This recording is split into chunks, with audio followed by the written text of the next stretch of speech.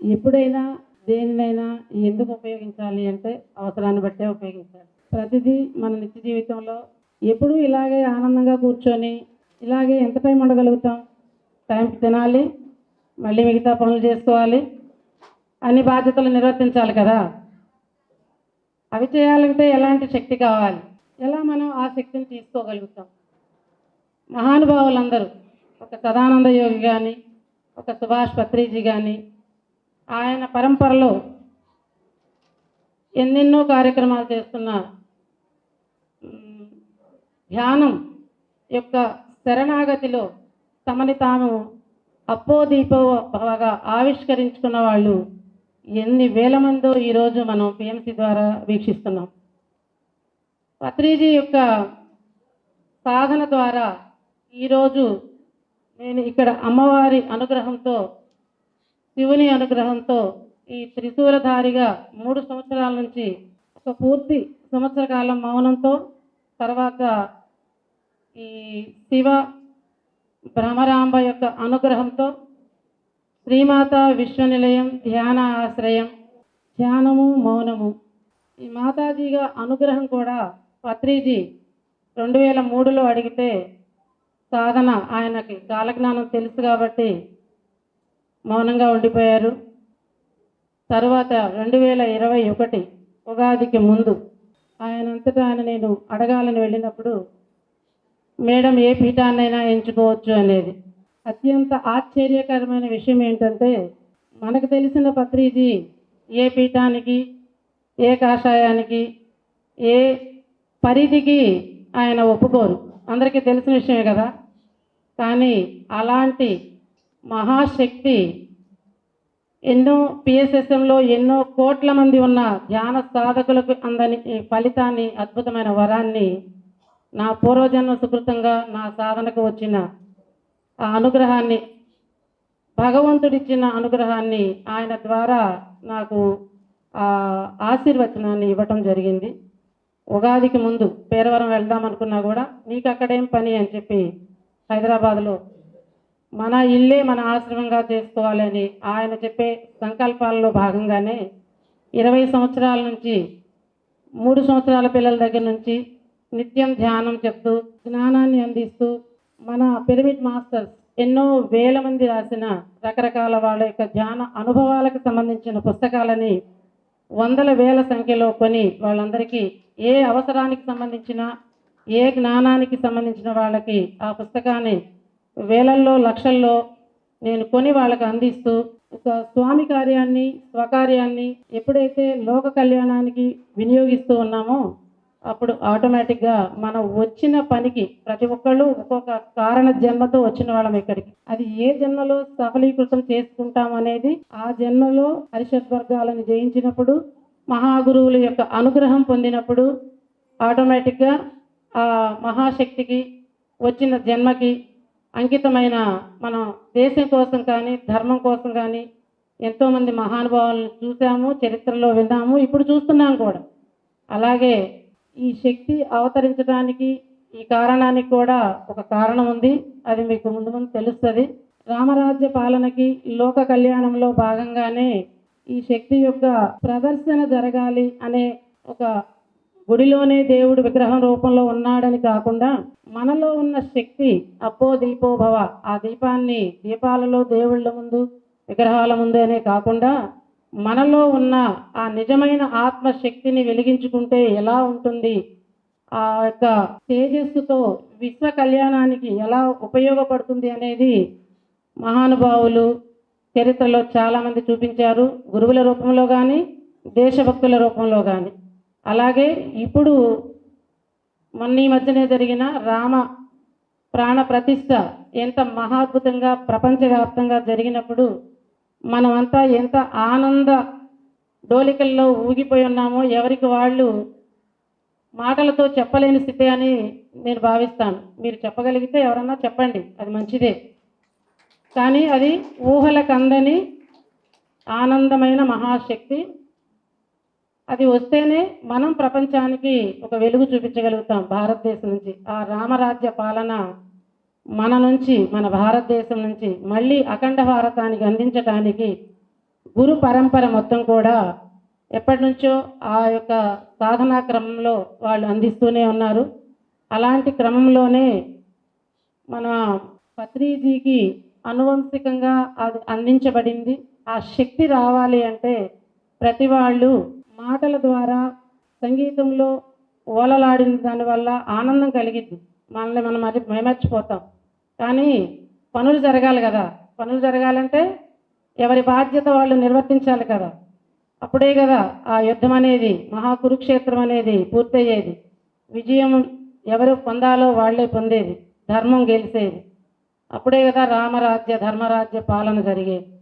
దానికోసం ధ్యానం శరణం గచ్చామి. ఎవరైనా వచ్చిన జన్మని తీసుకున్న కారణాన్ని దాన్ని అందుకోవాలంటే ధ్యానం శరణం గచ్చామి తప్ప వేరే మార్గం లేదు. అది పత్రిజీ అందరికీ నిరూపించడానికే ప్రతి ఒక్కరిని ఎలా సంబోధించేవాళ్ళు, ఏ గురువు తన శిష్యులని ఎలా నడిపించేవాళ్ళో దానికి పూర్తి వ్యతిరేకంగా చూసేవాళ్ళకు కూడా తన యొక్క ప్రాణమిత్రుల్లాగా, ఒక కుటుంబ సభ్యుల్లాగా, ఒక దారి చూపించే వెలుగునిచ్చే ఒక మహాజ్యోతిలాగా, my dear friends, my dear masters and my dear god అనే సంబోధన ఎక్కడిన్నారు? కేవలం ఒక మన మహాగురువైన పత్రిజీ గారి దగ్గర నుంచే కదా. దాని అర్థాలని మనం అర్థం చేసుకోగలిగితే మన జీవితం ధన్యమైపోతుంది. ఎక్కడ స్నేహభావంతో ఒక మహాశక్తిని మన లోపల దేదీప్యమానంగా వెలిగించుకోగలుగుతాం, ఒక మాస్టర్ ఎలా తన శక్తిని ఒక లోకానికి అందించగలుగుతాడు, అలాగే ఒక గాడ్, ఒక దైవత్వ స్థితిని, డివైన్ ఎనర్జీ ఎలా మనలో ఉన్న ఆ శక్తిని ప్రపంచానికి చూపించగలుగుతాం మన చేతల ద్వారా. అది నిరూపించటానికి కృష్ణ భగవానుడు 99 సార్లు ఓపిక పట్టాడు. ఎవరి విషయంలో చెప్పండి? శిశుపాలుడి విషయంలో. మనం కూడా అలాగే సహనం సహనం, పత్రిజీ చెప్పింది సహనమే ప్రగతి. ఎంతవరకు పట్టాలి సహనం? ఎంతవరకు పట్టాలి సహనం? అది పరిపక్వ స్థితికి వచ్చే వరకు పట్టాల్సిందే. నీ ఆవేశాలకి అక్కడ కారణాలకి సంబంధం ఉండదు. సత్యం బహిర్గతమై పుష్పం ఫలంలాగా పండయ్యేలాగా ఉండేవరికి వేచి చూడాల్సిందే. అలాగే ఆ సత్యం జయం పొందాలి అంటే ఏమేం కావాలి? బుద్ధుడి నుంచి తీసుకుందాం. ఏం చెప్పాడు బుద్ధుడు? ఆనాపానసతి ధ్యానం ద్వారా ఆయన చెప్పిన లోకానికి అందించిన సందేశాలు చెప్పండి ఒక 3 times. బుద్ధం శరణం గచ్చామి, మళ్ళీ మళ్ళీ తర్వాత ధర్మం శరణం గచ్చామి, ధర్మం శరణం గచ్చామి, ధర్మం శరణం గచ్చామి. ఏంటి ధర్మం అంటే? ఎక్కడ శరణ వేడాలి? బుద్ధం అంటే ఏంటి? ధర్మం అంటే ఏంటి? సంఘం శరణం గచ్చామి. ఏం జరుగుతుంది ఈ మూడింటి వల్ల చెప్పండి? సంఘం శరణం గచ్చామి, సంఘం శరణం గచ్చామి 3 times చెప్పండి. అందరూ ఏకముక్త ఖండంతో చెప్పాలి. సంఘం శరణం గచ్చామి, సంఘం శరణం గచ్చామి, సంఘం శరణం గచ్చామి. ఎవరు సంఘం అంటే? మనమే కదా. మన అందరం ఎలా ఉండాలి? ఒకరికొకరు సహాయ సహకారాలతో ఉండాలా లేదా? మరి ఉన్నామా లేదా? శాంతిగా ఉన్నామా? ఆనందంగా ఉన్నామా? అద్భుతంగా ఉన్నామా? దుఃఖం అనేది ఎక్కడుంది? ఉండకూడదు కదా.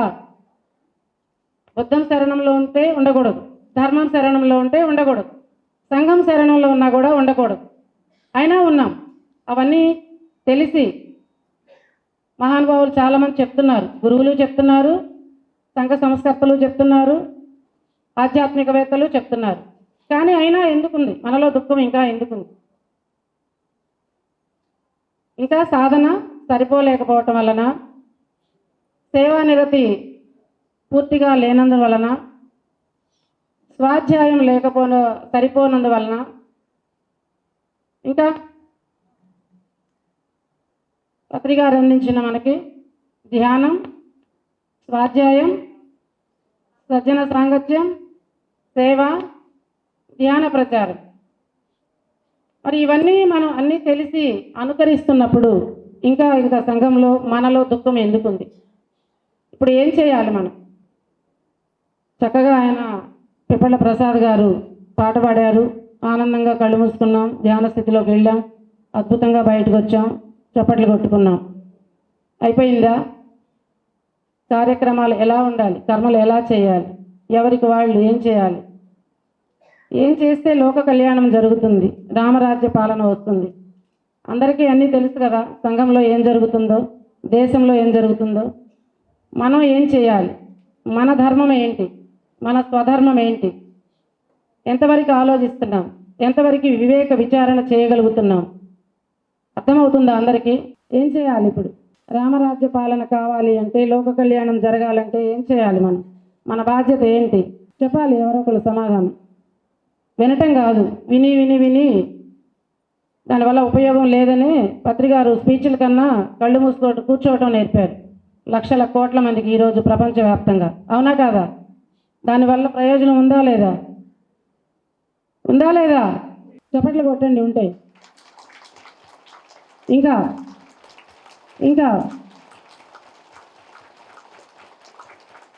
ఇప్పుడు మనం ఏం చేయాలి? ధ్యానాన్ని ఎలా చేయాలి? విశ్వవ్యాప్తం ఎలా చేయాలి? మనలో ఉన్న ఆత్మజ్యోతిని దేదీప్యమానంగా వెలిగించుకోవాలంటే ఎలాంటి కార్యక్రమాలు చేయాలి? ప్రతినిత్యం, అనునిత్యం, ప్రతిక్షణం ఎలాంటి ఎరుక స్థితిని పొంది ఉండాలి? ఏం చేస్తే వస్తుంది? ఎలా ఉంటే వస్తుంది? నిరంతరం ఈ 4 స్థితుల్లో ఉంటున్నామా? గుర్తుపెట్టుకోండి, ఎవరైనా బాధలు దుఃఖంలో ఉన్నారు అంటే, పొరపాట్లు జరుగుతున్నాయి అంటే, విచారానికి గురవుతున్నామంటే ఈ 4ని సమన్వయం చేసుకుంటున్నామా లేదా? ఏ 4? మొట్టమొదటిది ధ్యాన సాధన. ప్రతి ఒక్కరూ కూర్చోవాల్సిందే.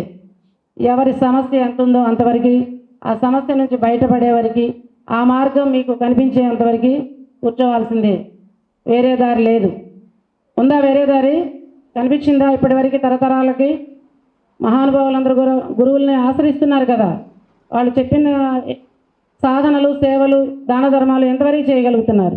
ఇంకా మళ్ళీ అరిషడ్ వర్గాల్లో ఇరుక్కొని ఉంటున్నాం కదా, ఎప్పుడు బయటపడతారు? ఎలా మీలో ఉన్న దైవత్వ శక్తిని తెలుసుకుంటారు? మీరు దైవాలుగా ఉన్నారు అని చెప్పి 40 సంవత్సరాల నుంచి పత్రికారు చెప్పిన ఈ 3 వాక్యాలు ఏ గురువు నుంచైనా వినగలిగామా మనం? ఎక్కడ స్నేహం? దేనితో స్నేహం? సకల జీవకోటితోటి చేస్తున్నామా? ఎంతమంది ఇక్కడ శాకాహారులుగా ఉన్నారో మీ గుండెల మీద చేసుకుని చేతులు ఎత్తండి. పూర్తి శాకాహారులుగా ఉన్నవారు, పూర్తి శాకాహారులుగా, సకల జంతువులతోటి, ప్రకృతితోటి స్నేహభావంతో ఉండేవాళ్ళు. మనల్ని మనం స్వవిమర్శ చేసుకోవాల్సిందే. దానికి స్వాధ్యాయం తప్పనిసరి. పత్రికారు ఊరికే చెప్పలేదు, తన జీవితాన్ని ఊరికే దీనికి అంకితం చేయలేదు. ఆయన ఒక మనిషి రూపంలో వచ్చిన మహాశక్తి. మనకి ధ్యానం గురించి పూర్తిగా తెలియదు, పత్రికారు గురించి పూర్తిగా తెలియదు అనేది లక్ష్మయ్య గురూజీ కూడా కొన్ని ఆయన యొక్క అనుభవాలు చెప్పేటప్పుడు నేను విన్నాను. నిజంగా అది మీ సాధనలో, మీ యొక్క బాధ్యతలను నిర్వహించే విధుల్లో ప్రతినిత్యం కొంత సమయమైనా ఆ వివేక విచారణకు ఇవ్వగలిగితే మీకే అర్థమవుతుంది ఆయన మనిషి రూపంలో ఉన్న మహాశక్తి. ఎంతమంది గురువులు ఈ లోక కళ్యాణం గురించి ఆయన్ని భూమి మీదకి ఇక్కడికి పంపించారు. మనందరం ఎంత అదృష్టవంతులం అయితే ఆయనతో ఎన్ని సంవత్సరాల నుంచి ఉన్నాము. నేను 2002 ఆయన్ని దర్శనం చేసుకున్నది, 20 సంవత్సరాలు పూర్తయింది. ఇంత సాధన చేస్తేనే, ఇంత సేవ చేస్తేనే, ఇంత స్వధర్మంలో ఉంటేనే, ఇంత సజ్జన సాంగత్యంలో ఉంటేనే, ఎక్కడో భాగ్యనగరంలో ఉన్న నేను ఇక్కడ శ్రీకాకుళం శివగారి ద్వారా ఈ ప్రోగ్రామ్కి రామకృష్ణ గారితో మాట్లాడి ఇక్కడికి రావాలంటే కారు తీసుకొని ఎంత టైం పడుతుందో మీరు ఆలోచించారా? ఎంత ఖర్చు అవుతుందో ఆలోచించారా? ఏం చేస్తాం మనం? ఎవరి కోసం చేస్తాం? లోక కళ్యాణం మన అందరి బాధ్యత, అవునా కాదా? అది ఎప్పుడు నిరూపించబడుతుంది? ఎవరో ఒకళ్ళు చేసి చూపించాలి కదా. అది పత్రికారు చూపించారు, దేశం మొత్తం తిరిగారు కదా, ప్రపంచాన్ని చుట్టే వీరుల్ని పంపించారు కదా, సామాన్య మానవులుగా, ఏ వేషాలు లేకుండా, చాలా సాత్విక భావంతో ఉండేలాగా, సాధనతో ఉండేలాగా. ఎన్ని వేల మంది ఆ పిల్లలు విదేశాల్లో ఉన్నారు. ప్రపంచవ్యాప్తంగా ఎంత ధ్యాన సాధన నడుస్తుంది దేశాల్లో. తెలుస్తుందా? చాప కింద నీరులా ఎలా ధ్యాన విస్తరణ జరుగుతుందో. పత్రిజీ ఎంత వర్క్ చేశారనేది. ఒక మనిషి చాలా సామాన్యంగా ఉంటూ, సామాన్య సంసార జీవితంలో ఉంటూ ఇన్ని కోట్ల మందిని, ఇన్ని దేశాలని ప్రభావితం చేసినప్పుడు ఆయన శిష్యులుగా ఆయన ఎప్పుడు అభివర్ణించలేదు. ఆయన కుటుంబంగానే చూశారు. ఆయన వారసులుగానే అందరినీ లక్షల మంది వారసులుగా ఆయన ప్రకటించుకున్నారు. అలాంటి లక్షల మంది ఉన్న మనం ఎంత ప్రచారం చేయాలి? ఈ ప్రపంచంలో ఉన్న 750 కోట్ల మంది ప్రజలని ధ్యాన ప్రభావితం చేయటం కష్టమవుతుందా? చెప్పాలి సమాధానం. తేలికే కదా. ఆయన ఇన్ని కోట్ల మందికి చేయగలిగినప్పుడు ఒక మనిషి, ఒక శక్తిగా ఇన్ని లక్షల మందిని శిష్యులను తయారు చేసిన, వారసులను తయారు చేసిన మనమందరం కూడా ఆ మహాగురువు యొక్క శిష్యులుగా చెప్పుకోవాలంటే మనం ఎంత వర్క్ చేయాలి? ముందు మనల్ని ఉద్ధరించుకోవాలి కదా. కృష్ణ పరమాత్మ చెప్పినట్లుగా అర్జునుడికి ఏం చెప్పాడు? నేనున్నాలే, నేను ఉద్ధరిస్తానని చెప్పాడా? ఏం చెప్పాడు? యోగి భవ అర్జున. ఎందుకు చెప్పాడు యోగి కానీ? సోమనాథ్ వెళ్ళి తపస్సు చేసుకో అని చెప్పాడు కదా అర్జునుడికి. ఒక్కొక్క మహానుభావుడికి ఒక్కొక్క శక్తి క్షేత్రాన్ని చూపించాడు కదా. ఆయనే మరి ఉద్ధరిస్తాను, నేనే ఉన్నాను కదా పరమాత్మ నేను చెప్పలేదు కదా. మరి మనం ఆ పని చేయాలి కదా. ఎవరి మీద నెపాలు ఎంచుతున్నాం? ఎంతమంది మీద కామెంట్స్ చేస్తున్నాం? ఎంతమంది మీద జడ్జిమెంట్స్ చేస్తున్నాం? ఇంకా ఎన్ని రకాలుగా పరధర్మాలలో బతుకుతున్నాం? చేస్తున్నారా స్వధర్మ విచారణ? ఆలోచించుకోండి. బాధ్యతలు షాపుల్లో అన్నీ రెడీ చేసి పెడితే ఇక్కడ కూర్చొని విని మైమర్చిపోతే కడుపు నిండుతుందా? కొంత ఓదార్పు, ఊరట లభిస్తుంది. కానీ ఇప్పుడు భోజనాలు చేయాలి కదా. భోజనాలు లేకపోతే ఏంటి పరిస్థితి? చెప్పాలి. భోజనాలు లేకపోతే ఏంటి పరిస్థితి? మనం కూడా మన ధ్యాన సాధన, సజ్జన సాంగత్యం, ధ్యాన ప్రచారం, సేవ, దాన ధర్మాలు, స్వాధ్యాయం లేకపోతే, ఇప్పుడు భోజనం లేకపోతే ఏంటి పరిస్థితి అనేది ఆలోచించడానికి ఎంత భయంగా ఉంటుందో అదే పరిస్థితి మానవాళికి ప్రపంచవ్యాప్తంగా ఇప్పుడు పట్టి ఉంది. మనం చాలా అదృష్టవంతులం. వదిలించుకోవాలంటే ఏ సమయానికి ఏ పని చేయాలో, ఏ సమయానికి ఏ ఆయుధం పట్టాలో అది పట్టాలి కదా. నా వంతుగా నా ధర్మాన్ని, ఆ మహాగురువు అందించిన శక్తిని, నా ధ్యాన ప్రచారంలో నాకు అనుగ్రహించిన ఆ శివపార్వతి యొక్క శక్తిని సద్వినియోగం చేసుకుంటున్నానని నేను అనుకుంటున్నాను. రామరాజ్య పాలనకి, లోక కళ్యాణానికి. మరి మీ వంతుగా ఎలాంటి సాధన చేస్తూ, ఎంత సజ్జన సాంగత్యం చేస్తూ, ఎంత ధర్మ ప్రచారం, ధ్యాన ప్రచారం చేస్తూ, ఎంత దాన గుణాన్ని, దాన కర్ణుడిగా ఆ కర్ణుడికి ఎందుకు ఆ బిరుదు వచ్చింది? మహారాజులందరికీ ఎందుకు రాలేకపోయింది? అది మనం ఎందుకు కాగోడు? మనం కూడా కావాలి కదా. మన పేరును కూడా సార్థకం చేసుకోవాలి కదా. మనం కూడా అన్నిట్లో ముందుండాలి కదా. ఎంతమంది ముందుందాం? లోక కళ్యాణానికి, రామరాజ్య పాలనకి, మనల్ని మనం ఉద్ధరించుకోవటానికి. ఒకసారి చేతులెత్తండి. ఎవరిని వాళ్ళు ఉద్ధరించుకోవాలి. ఈ భూమి మీదకి ఎందుకు జన్మ తీసుకున్నాం ఆ కారణాన్ని తెలుసుకోవాలి. ఆ శక్తికి అంకితం అవ్వాల్సిందే. ఆ కర్మలు చేయాల్సిందే. తర్వాత విజయులై ఎప్పుడవుతాం? ఏ సత్యానికి దగ్గరైతే విజయులం అవుతాం. ఏ ధర్మాన్ని పాటిస్తే ఆ సత్యాన్ని తెలుసుకోగలుగుతాం. ధర్మో రక్షతి రక్షితః. ఎంతవరకు దాన్ని పాటించగలుగుతున్నాం? శాకాహారం ఎంతవరకు మన కుటుంబంలో మనం చెప్తూ మన ఇరుగు పొరుగుకి మనం ఆదర్శంగా ఉండగలుగుతున్నాం? మనమేం పిచ్చివాళ్ళం కాదు కదా జీవహింస చేయటానికి, రక్త మాంసాలు తినటానికి. తెలియక చేశారు ఆది మానవుల దగ్గర నుంచి. ఇప్పుడు నవీన యుగంలో ఎంతో ఆధ్యాత్మిక జ్ఞానాన్ని అందుకుంటున్న మనం అందరం సాధన ద్వారా, సాధనాత్ ఏమవుతుంది? సాధనాత్ సాధ్యతే సర్వం. మర్చిపోతున్నారా అన్నీ? చెప్పండి అందరూ. సాధనాత్ సాధ్యతే సర్వం. సాధనాత్ సాధ్యతే సర్వం. సాధనాత్ సాధ్యతే సర్వం. ఏ సాధన? ధ్యానం శరణం గచ్చామి. అప్పుడు దానికి సార్థకత ఏర్పడుతుంది. అంతే కదా. వేరే వాళ్ళు ధ్యానం చేస్తుంటే, గురువులు ధ్యానం చేస్తుంటే మనం వెళ్ళి వాళ్ళ కాళ్ళ మీద పడి మనకు వరాలు ఇచ్చేసేయండి, మేము ఈ వేలు ఇచ్చేస్తాం, ఈ పండు ఇచ్చేస్తాం, ఊరికే దొరికారు కదా కాళ్ళ మీద పడి దీవెనలు ఇచ్చేస్తే మన కష్టాలు తీరిపోతాయి, వాళ్ళు ఇచ్చేస్తారా? ఏం చెప్పారు పత్రి గారు? పాదాలు పట్టుకోమన్నారా, పదాలు పట్టుకోమన్నారా? మరి మనం ఏం చేస్తున్నాం? దైవ రూపంలో కనిపిస్తే పాదాల మీద పడిపోతామేనా? మీరు దైవాలు కాదా? మీలో ఆ దైవశక్తి లేదా? ఎందుకు మర్చిపోతున్నారు? ఎక్కడ అజ్ఞానానికి గురి అవుతున్నారు? ఆలోచించరా? జ్ఞానవంతులు కావాలనే ఒక లక్ష్యానికి చేరువ కారా? తీయటి కథలు చెప్తే వినేసి చప్పట్లు కొట్టేసి భోంచేసి వెళ్ళిపోతారా? చెప్పాలి మీరందరూ. మీ లోపల ప్రశ్న వేసుకోండి. ఎన్ని ముసుగులు వేసుకున్నారో తొలగించుకోండి. ఇప్పటికైనా సహజత్వంలోకి రండి. సహజమైన జీవన విధానం ఎలా ఉంటుందో పసిపిల్లలు మన కళ్ళ ముందు చూపిస్తూ ఉంటారు. వాళ్ళను కూడా పాడు చేయకండి. చేస్తున్నామా? ఇప్పుడు ఎన్ని రకాలుగా వాళ్ళని మన కోరికల కోసం చదువులు అయిపోయిందా? చదివితే మనం కూడా చదివాం కదా, అన్ని సుఖాలు వచ్చేసినాయా? ధ్యాన మూలం ఇదం జగత్ అంటే నడుస్తుంది, కానీ ధన మూలం ఇదం జగత్ అంటే నడుస్తుందా జీవితాలు?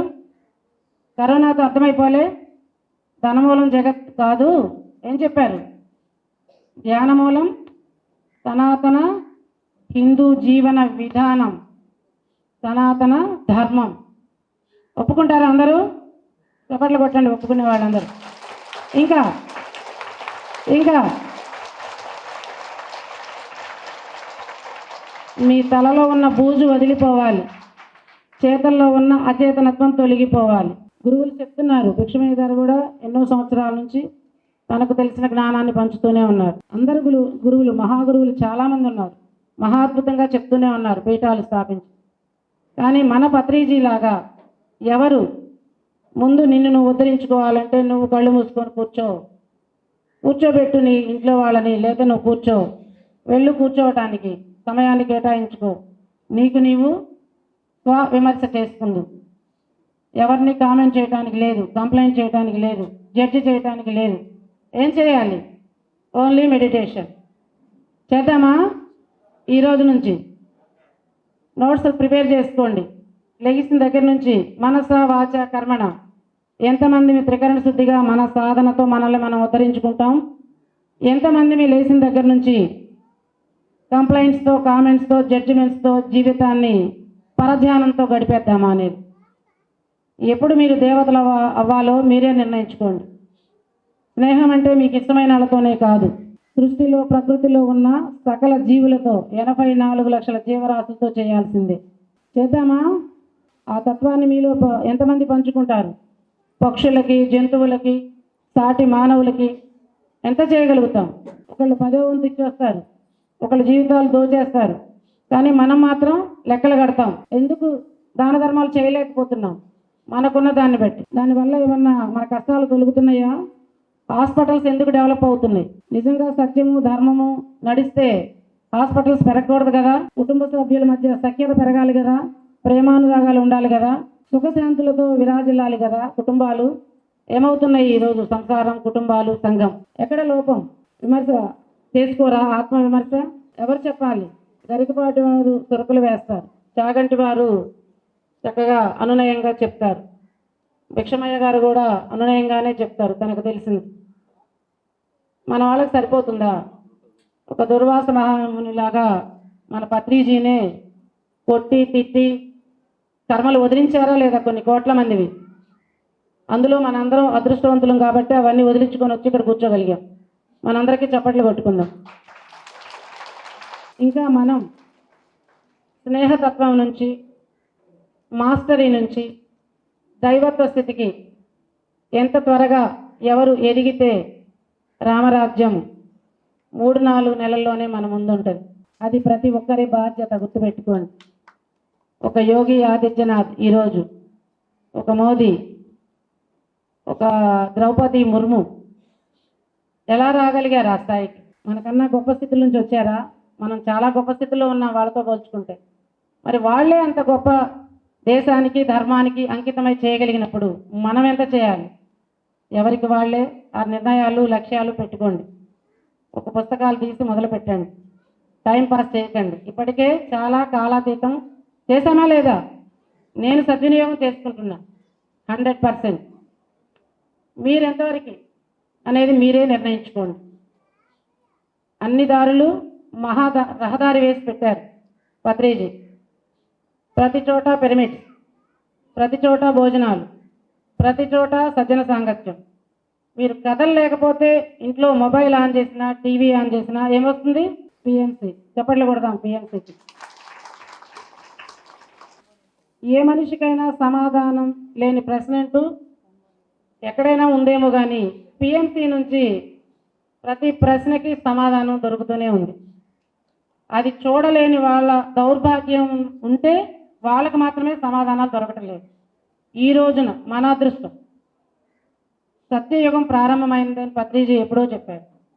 అది ఎవరికి కనిపిస్తుంది? కలియుగమే అంటున్నారు కదా. అంటే ఎవరైతే మనసా వాచ కర్మణ ధ్యాన సాధనలో, సజ్జన సాంగత్యంలో, స్వాధ్యాయంలో, ధర్మాచరణలో, ధ్యాన ప్రచారంలో, దాన ధర్మాల్లో తనకు మించి విరివిగా ఉన్నారో వాళ్ళందరూ సత్యయుగంలోనే ఉన్నారు. చప్పట్లు కొట్టుకున్నాం సత్యయుగంలో ఉన్న వాళ్ళకి. ఎవరు రాలేకపోతున్నారో వాళ్ళు రావటానికి ప్రయత్నం చేద్దాం, వాళ్ళకి చేయూతనిద్దాం. పత్రిజీ మనందరం నడిపించింది అదే కదా. కూర్చోబెట్టి కళ్ళు మూసి కూర్చోండి అంతే చెప్పారు. తర్వాత ఎన్ని సంవత్సరాలు, ఎన్ని వివరణలు, ఎన్ని ఉప సందేశాలు ఎంత రూపంలో ఎంత ఇచ్చారు. ఎక్కడ చూసినా ఆయన సందేశం లేకుండా మనం ఒక రోజు గడపలేకపోతున్నాం. మన లక్ష్యానికి, మన దుఃఖ రాహిత్యానికి ఆయన ఎంతో బాటలు వేశారు. తన జీవితాన్ని, ఆ మహా వెలుగు తత్వాన్ని మీరు కూడా చూడండి. ఎప్పుడు చూడగలుగుతారంటే మీరు కూడా ఆ సాధనా స్థితిలో చేసుకున్న వాళ్ళకి చేసుకున్నంత మహదేవాన్ని వెలిగినప్పుడు మాత్రమే ఆ సత్యయుగాన్ని, సత్యాన్ని దర్శించగలిగినప్పుడు అప్పుడు ఏం జరుగుతుంది? మీకు సత్యమేవ జయతే. చప్పట్లు కొడదాం 3 సార్లు చెప్పండి. సత్యమేవ జయతే, సత్యమేవ జయతే, సత్యమేవ జయతే. ఎలా వస్తుంది సత్యమేవ జయతే అనేది? దేన్ని పాటిస్తే వస్తుంది? ధర్మో రక్షతి రక్షితః. చెప్పండి. పాటించాలి ధర్మాన్ని. ఎవరి ధర్మాన్ని వాళ్ళు పాటించాలి. ధర్మో రక్షతి రక్షితః. మైండ్లోకి, మనసులోకి ఇంకాలి. పైకి మాట్లాడటమే కాదు, మనసులోకి మనసా వాచ కర్మణ మనం ఆచరించేలాగా. ధర్మో రక్షతి రక్షితః, ధర్మో రక్షతి రక్షితః. ఎలా వస్తుంది అది? అహింసో పరమో ధర్మః, అహింసో పరమో ధర్మః. గట్టిగా కొట్లాడతాం కదా ఇంట్లో. ఇక్కడ గొంతులు వినపడతలేదు. ఎన్ని వందల మంది ఉన్నారు ఇక్కడ? అహింసో పరమో ధర్మః.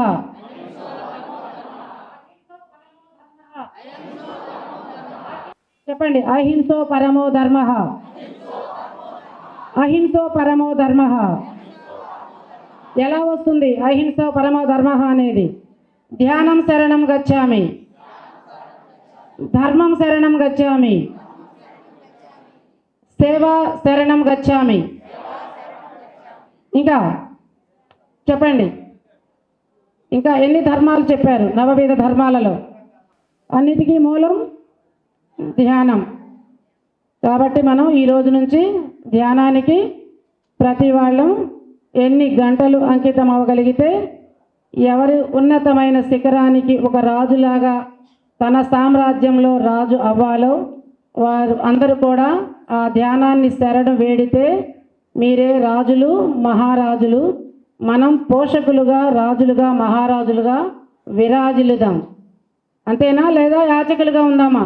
ఆ గుడికి వెళ్ళి ఆ స్వామిని, ఈ పీఠానికి వెళ్ళి ఈ స్వామిని దేహి అని చేతులు చాద్దామా? ఆ స్థిత మనది. ఈ మానవ జన్మ స్థితి ఏంటి? పోషక స్థిత, యాచక స్థిత. అర్థమవుతుందా? ఏ స్థితిని మీరు ఎన్నుకుంటారో మీరే నిర్ణయించుకోండి. ఎవరు పోషకులు అవుతారు, ఎవరు రాజపోషకులు అవుతారు, ఎవరు మహారాజ పోషకులుగా, రాజులుగా, నాయకులుగా ఉండగలుగుతారు. నేను ధర్మపీఠాన్ని అధిరోహించాలనుకుంటున్నాను. పత్రిజీ అనుజ్ఞ ప్రకారం. పీఠం అంటే ధర్మపీఠం ఉంది, రాజ్యపీఠం ఉంది, సాధనాపీఠం ఉంది, సేవాపీఠం ఉంది. ఎవరు ఏ పీఠాన్నైనా ఎంచుకోవచ్చు. ఎవరి యొక్క శక్తి సామర్థ్యాలు, జన్మ కర్మల యొక్క పుణ్యఫలాల సుకృతాలు అన్నీ ఉంటాయి. నేను ఆశ్రమ పీఠంలో, సాధనా పీఠంలో 22 సంవత్సరాలు పూర్తి చేసుకున్నాను. పత్రిజీ యొక్క మార్గంలో మహాగురువులు ఎందరినో ఆయన యొక్క ఆదేశాను ప్రకారం ఎన్నో పుస్తకాలు మనకి ప్రపంచవ్యాప్తంగా ఉన్న ఆధ్యాత్మికవేత్తల పుస్తకాలన్నీ తెలుగులోకి అనువదించి మనందరికీ అందించారు. ఆ గురు పరంపర అంతా కూడా మనం నేర్చుకున్నప్పుడు మనం చాలా సులభంగా, సునాయాసంగా మన రాజ్య పీఠాలను మనం అధిరోహించవచ్చు. నేను ఇప్పుడు ఆ స్థానం నుంచి రాజ్య పీఠానికి నేను సమాయత్తం అవుతున్నాను. ఎవరు ఎన్నుకొని దానికి అనుకూలంగా చేయూతనివ్వగలుగుతారో అది మీకే వదిలేస్తున్నాను. ముఖ్యమంత్రిగానా, ఎమ్మెల్యేగానా, ఎంపీగానా ఆధ్యాత్మికంగా ఒక నాయకురాలుగా నేను రావాలనుకుంటున్నాను. శ్వాస మీద ధ్యాస, ధ్యానం శరణం గచ్చామి. ఇది నాకు ఇచ్చిన రాజమార్గం. పీఠంలో కూర్చోగలగటం. ముందు కావాల్సింది సాధనా పీఠం, స్థిత ప్రజ్ఞతా స్థితి. అప్పుడు నువ్వు రామరాజ్యాన్ని ప్రజలకు అందించగలుగుతావు.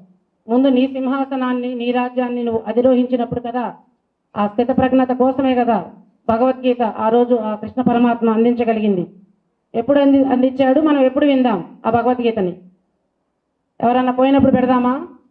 ఎవరన్నా అక్కడ పెట్టినప్పుడు ఇప్పుడు మనం సహకరిద్దామా? దాన్ని ఆపేద్దామా? ఎక్కడ వినాలి? ఎవరి జీవితాలైతే దుఃఖంతో, బాధతో, విచారంతో ఉంటున్నాయో అక్కడ వినిపిద్దాం భగవద్గీతని. ఏం జరుగుతుంది అప్పుడు? ఆ జీవిత పాఠం ఏం నేర్పుతుందో తర్వాత మెట్టు ఎక్కగలుగుతాం. దివంగతులైన వాళ్ళ దగ్గర ఎక్కడ పెట్టే ఆలోచన చెయ్యనివ్వకండి భగవద్గీతని. కనీసం మనకు తెలిసిన వాళ్ళ ద్వారా మనం ఆ యొక్క సందేశాన్ని అందిద్దాం. భగవద్గీతని మహా గ్రంథ, ప్రపంచవ్యాప్త గ్రంథం. దాన్ని మనం ఉపయోగించుకొని మన నుంచి ప్రపంచానికి ఒక భారతదేశ కానుకగా మనం ఆ యొక్క జీవితాన్ని జీవించి చూపిద్దాం. మాటలతో కాదు, పుస్తకాల రూపంలో కాదు, చేతలతో. ఎలా? ఇప్పుడు ఆల్రెడీ మన ధ్యాన ఫలితంగా పత్రిజీ ఎంతో తప్పించిపోయారు. ఆధ్యాత్మికవేత్తలే రాజ్య పరిపాలకులు కావాలని. అవునా కదా? చప్పట్లు కొడదాం మన పత్రిగారికి.